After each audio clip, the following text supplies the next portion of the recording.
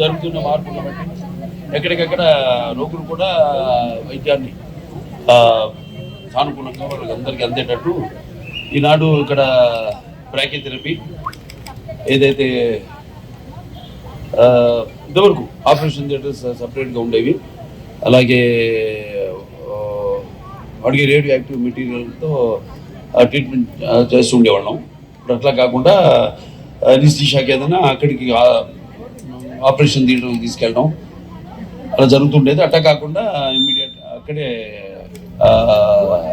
2 operation థియేటర్లు, అలాగే ఒక కాన్ఫరెన్స్ హాలు, అలాగే మౌల్డ్ రూమ్స్, ఒక 2 మౌల్డ్ రూమ్స్, అలాగే అల్ట్రాసౌండ్ ఇవన్నీ ఏర్పాటు చేయడం జరిగింది. అక్కడే ఒక 2 ఆపరేషన్ థియేటర్స్, 2 మౌల్డ్ రూమ్స్.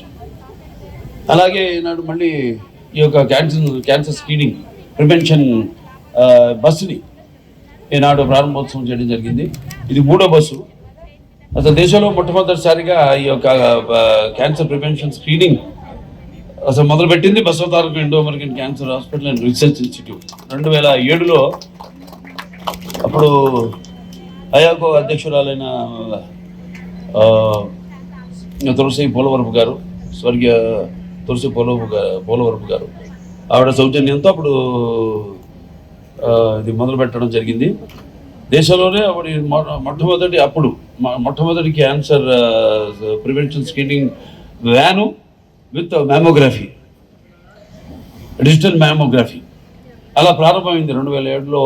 ఏదైతే మనం ఇప్పుడు ఇవాళ ఈ యొక్క బ్రాకీ అని ప్రారంభించామో అదే చేసిన మార్పులన్నీ అది అప్పుడు 2000లో అటల్ బిహారీ వాజ్పేయి గారి చేతుల మీదుగా అది ప్రారంభోత్సవం చేసిన బ్లాకే.